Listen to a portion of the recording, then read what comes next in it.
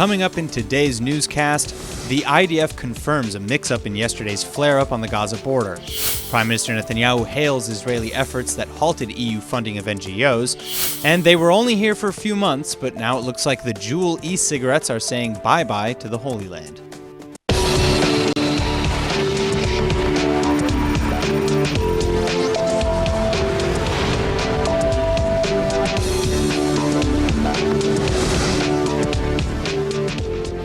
The IDF has just admitted that yesterday's apparent attack by Hamas militants on Israeli soldiers was, as it turns out, misinterpreted. Army officials have now confirmed that a closed Hamas military drill was the actual source of yesterday's gunfire, mistakenly prompting an IDF retaliation.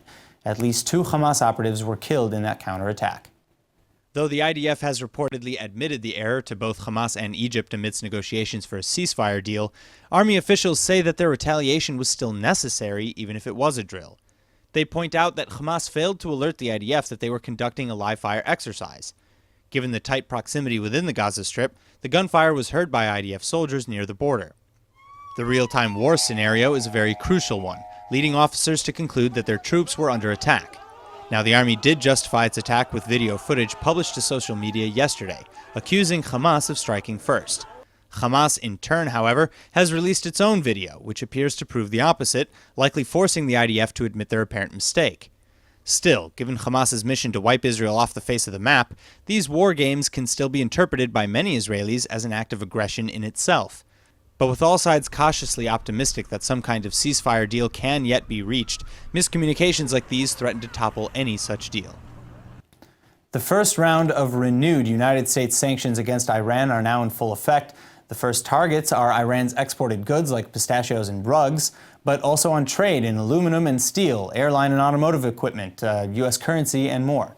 Any businesses that deal with Iran may also find themselves losing the United States as a customer under these resumed penalties. So now, experts worldwide are waiting anxiously for Iran's response, and returning to the studio with the details is Lieutenant Colonel in the Reserves and expert on the Middle East from the Begin Sadat Center at Bar-Ilan University, Dr. Mordechai Kedar. Dr. Kedar, thank you so much for being back with us today. So first of all, what are the possible scenarios, what are the outcomes that we're most likely to see with these re-implementation of sanctions? Well, I think that first of all, we have to admit that the economy of Iran is actually in a collapse. The currency lost like 80% of its value during the last couple of months. People actually do not believe anymore in the currency and in the economy, and maybe in the regime as well. And this is what happens inside Iran. In my view, if the situation continues as it is, Iran is in a collapse between half a year from today and a year. That's all. Collapse. Some of the recent protests that we've seen, I mean, they were smaller than we saw maybe a year ago. No, people know. When you cannot feed your people, when you give them to drink, you are in a collapse. Whether people demonstrate or not, you cannot function as a state. All right. And this is what they are. Now, there are 2 scenarios. One, that Iran will restart negotiations with the West. Maybe to come to a better term. It will be posed as a very nice thing by the United States, and now we have a better. This is the worst thing. Why? Because those Iranians are experts in negotiations. They will drag the time, and they have only 2 years until Trump has to run again to presidency. They hope that he will not be re-elected. So they won the war. Means they passed 4 years with Trump, and they succeeded to do whatever they like. Okay, it cost a little bit, but that's it. And this is the worst thing. What should be done to them is not talking even to them. To send them the list of demands to dismantle their nuclear program, to dismantle their missiles, to dismantle the factories of these missiles, to stop sabotaging Yemen and Syria and Iraq, and take all the troops from them, and only then things can be settled with occasional agreements. But again, how, let's say that Trump took all of these demands right now to Iran. How likely would they be to take it, even in 6 months to a year, if their economy were to collapse? If the sanctions will be as extreme as they are now, they will have no other choice but to succumb to the demands. But it is conditioned that nobody sits with them and nobody talks to them. Just give everything. Just do what you are told. And this is what the regime knows. This regime will manipulate the whole world for as long as they can in order to get out of these sanctions. Now, in a somewhat related matter, we know that Iran is funding different armies all over the world, including Hezbollah and Hamas. And Hamas right now is in negotiation talks for a ceasefire with Israel through Egypt, and reconciliation talks with the PA. How does this going to affect everything which Hamas is doing today is because of what happens in Iran.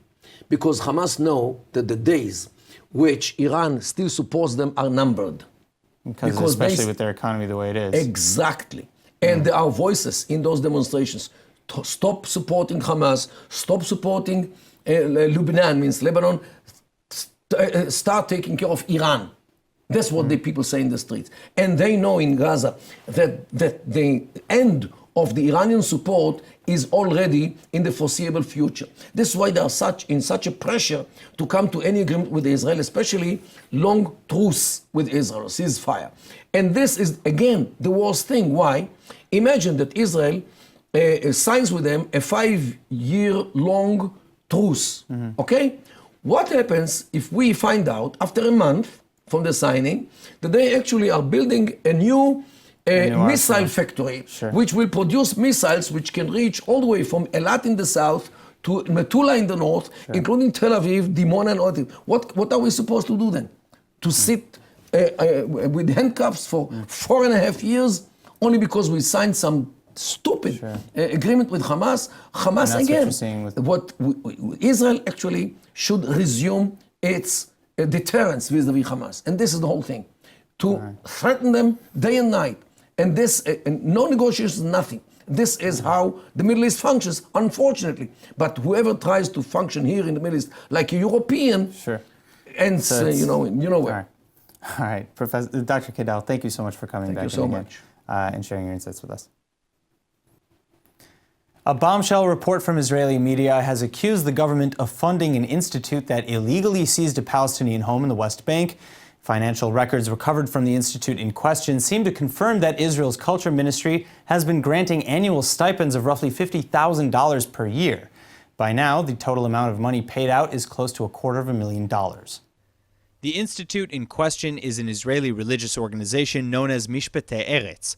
The group was originally founded in the year 2000 by the chief rabbi of the Jewish Ofra settlement in the West Bank, and over the years, it's frequently been accused of illegally seizing Palestinian-owned land using forged documents. The most recent case involves a decades-long dispute over a Palestinian home near Ofra. The Al-Watan company, apparently operating on behalf of Mishpatei Eretz, claims they purchased the building from the 5-member Palestinian Shehada family in 2003, a buy that prompted Jewish members of Mishpatei Eretz to move in. But according to the Shehada family, the family had taken their kids to see a doctor in Ramallah and upon returning, discovered a group of Jewish settlers in their homes carrying weapons, claiming that the building was now theirs. This erupted into a long legal dispute. In the end, the courts ultimately sided with the Palestinian family upon discovering that the settlers' purchase documents and contracts were all apparently falsified. Furthermore, though a representative claimed to have had lengthy meetings with the Shahadas at least twice to discuss contracts, he was unable to identify even one member of the family in court. The judge ruled that the building be returned to the Palestinian owners, but 10 days after the verdict, the IDF seized the land anyway, built a fence around it, and closed it down for unspecified security purposes. To this day, the Jewish settlers remain in the building and have apparently been receiving state funds ever since. News of the Israeli government's alleged funding of this group and its operations has been met with fierce anger from NGOs working on behalf of Palestinians. For them, this amounts to a long-held policy of illegally seizing land for Jewish expansion in the West Bank. But others see it as Israel's duty to claim this land for religious purposes at any cost. Neither the state nor representatives from any settlement groups have offered any comment at this time. Prime Minister Netanyahu has just made an announcement that has caught many by surprise. According to the Prime Minister, he has successfully convinced the EU to halt funding to the left-wing organization called the Freedom Protection Council. Now, the EU has somewhat refuted that claim, saying that no final decision has yet been made. But if Netanyahu's words are true, then this would be a rare occasion where Europe has accepted an Israeli request like this.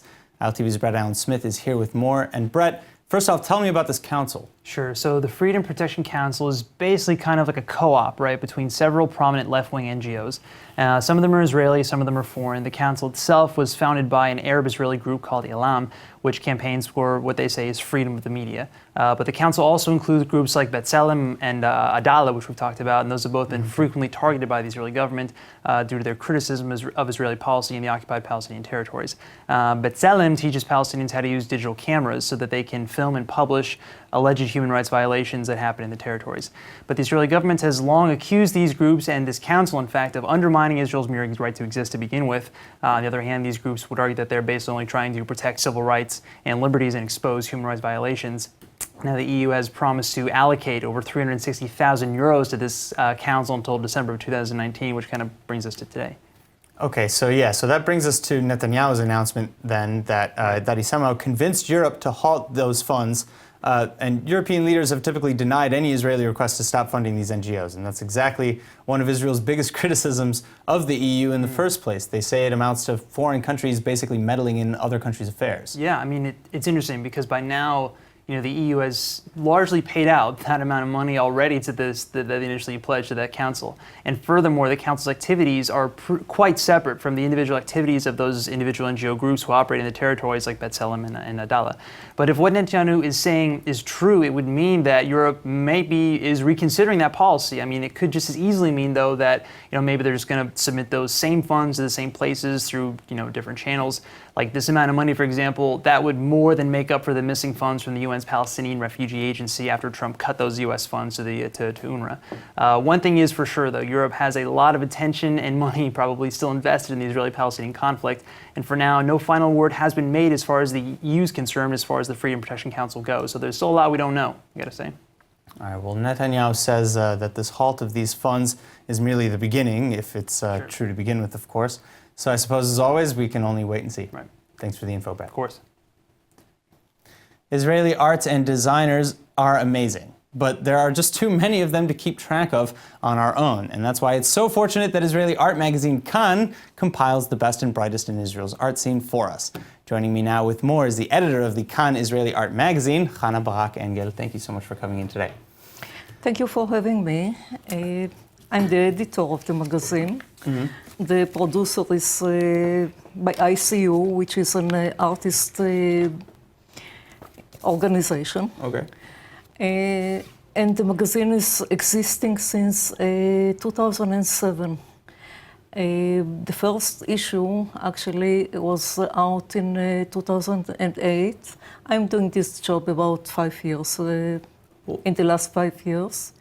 I do enjoy it very much. We cover the Israeli art world, everything which happening at the real time, which is not so easy. Yeah. So what is what's the principal purpose of this magazine? What's your main message, I suppose, that you want to show? We don't have message. The main reason we exist is to cover the Israeli art scene. Okay. The museums, the galleries. Sometimes I visit an artist studio without any exhibition, just because he's very interesting or he has something special to say. So I'm going and visit and make some article about it. And we cover Israeli artists abroad too. All right. So, what are some of the upcoming events that you're covering in this in the magazine, this issue? All the events, most of the events, some of the big ones. Yes, well, the Tel Aviv Museum, of course, a lot of very interesting things happening there. A lot of interesting things happening in Yavne, which is in the periphery.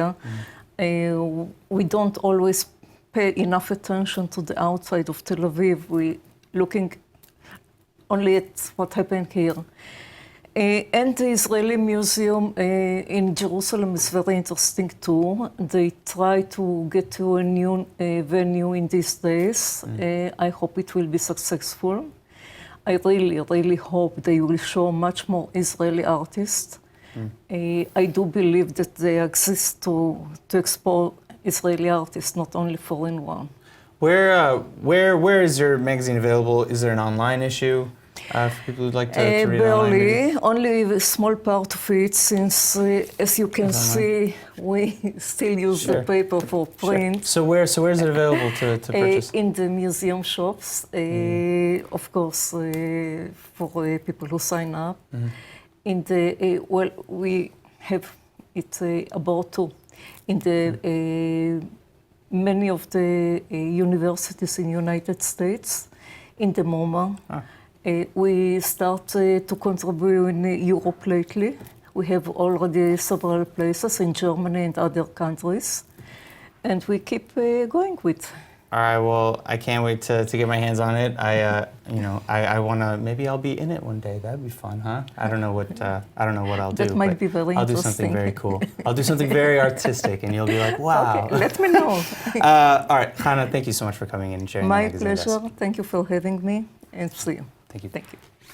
More than a decade ago, an incredible relic of Christian archaeology was discovered in the most unlikely of places, beneath an Israeli prison. The prison happened to be located next to the ancient ruins of Megiddo, and Christian theology predicts that Megiddo is the place where the final battle, the apocalypse, will be fought by the forces of good and evil. Well, after years of red tape, the Israeli government has finally decided to move the prison so that the site can be further excavated and hopefully shared with the public in the very near future. You know, when the Christian prayer hall was first found beneath the prison, we were all excited for 1 minute.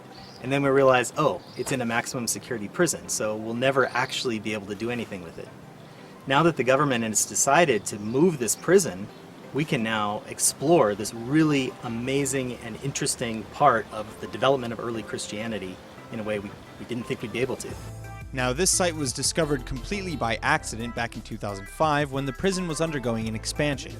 Archaeologists immediately realized that they had a potentially historic find on their hands, the ruins of a 3rd century Christian prayer hall adorned with a mosaic that mentioned God Jesus Christ. It took running through a lot of bureaucracy given the sensitive nature of this prison and its inmates, but finally the government's given the green light to keep the dig going. מעבירים כלא של 1,000 אסירים מסוכנים ובונים מתחם חדש כדי לחשוף את הפסיפס ולאפשר לאנשים מכל העולם לבוא וליהנות מהממצא הארכיאולוגי המדהים שהתגלה בזכות זה שרצינו פשוט להרחיב את הבית הסוהר. אחרת אף אחד לא היה יודע פה שיש פסיפס. Needless to say, this is a crucial discovery that could illuminate all kinds of secrets in Christian theology. A mystery only deepened by the site's presence on the outskirts of Megiddo, where believers believe the decisive battle of Armageddon will one day be waged. Megiddo was important because it sits on the international road which connects Egypt with Mesopotamia, with Damascus, with Anatolia. So whoever sits here controls the most important road of antiquity in the ancient world. Megiddo is also important because it is mentioned by all great archives of the ancient Near East and many times in the Bible. And it is a key for understanding almost every issue that relates to the history, archaeology, and history of the Bronze and Iron Ages, including many themes that are related to biblical history.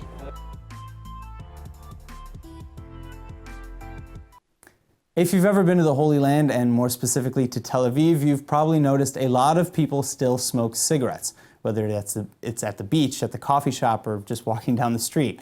Well, the new trend, at least in the States, is the electronic cigarette and the brand Juul.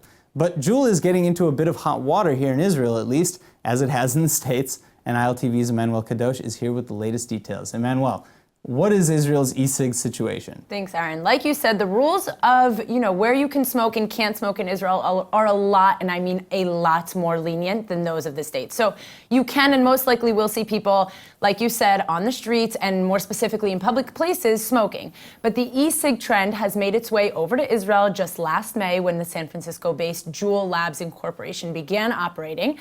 Now, I'm sure for all our viewers in the States, they've seen at least 1 or 2 people walking around holding this matte black, slick, USB-looking device in their hands constantly. Well, apparently this move did not sit well with the Israeli Ministry of Health, which has decided to ban Juul's marketing here in Israel. All right, so I definitely agree with you on one thing, and that's The last time I was in the States, I had trouble finding many people who didn't own or at least try an e-cigarette. Yeah. But if Israel is afraid of them, why are they banning the marketing only of Juul rather than Juul itself? Right. So the decision to ban the marketing of Juul is now just waiting for the final approval stamp from Israel's Attorney General.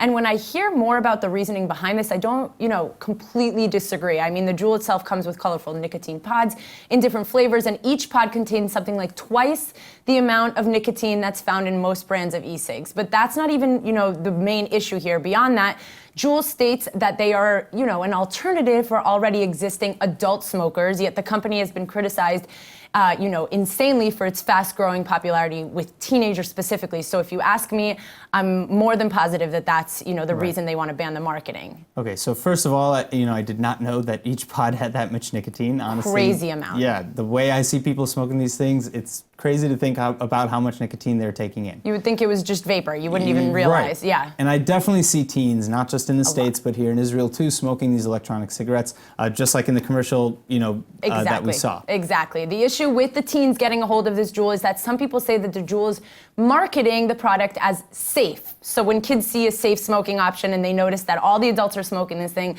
they're going to assume everything's cool and everything's okay and that they can do it, when in reality, they are highly addictive. The Juuls itself, and obviously, the nicotine that comes along with it, it's a crazy dosage of nicotine. So, when they're marketing with the flashy colors and the pods and the options and the different ways that you can design it, it's definitely supposed to look, new and it's young, it's hip, it's fresh. It's hip, it's fresh, and it's not fresh. Yeah. Well, I think that, people just get stuck to certain trends that they see happening without really being fully informed the way that they should be. Yeah. We see that especially in random web challenges like the Kiki challenge, by the way, gone wrong. Totally wrong. So this has gone very wrong. So maybe the ban on marketing for Juul isn't the worst idea in the world. And if not, at least educate the teens on the effect of nicotine and explain that this is not a safe or less harmful smoking solution. This isn't a solution, Right. Safe is a relative term anyway. Exactly.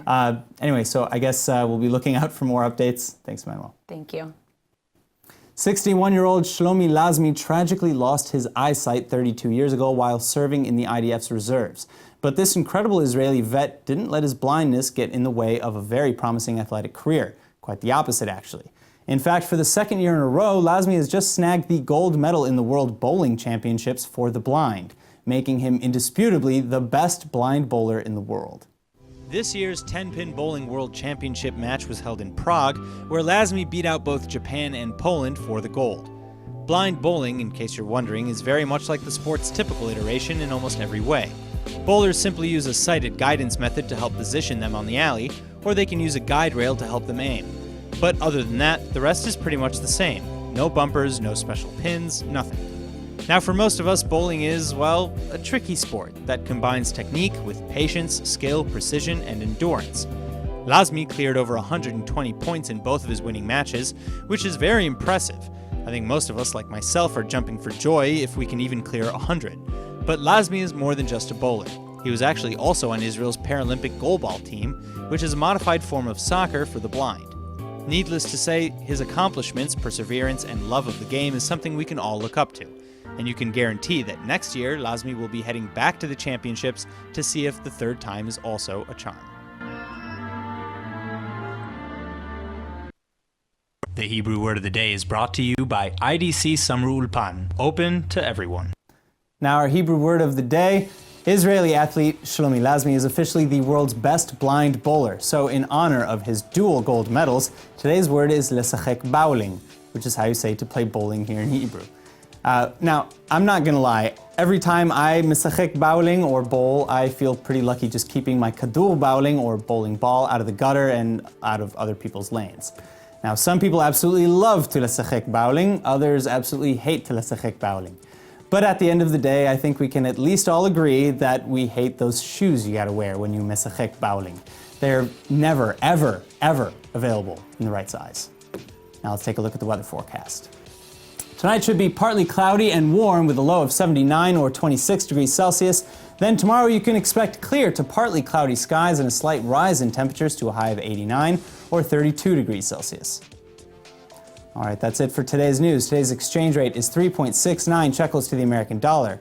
Remember to sign up for our daily newsletter at iltv.tv and don't forget to follow us on Facebook at Israel English News and on Twitter at ILTV News. I'm Aaron Porras. Thank you for watching.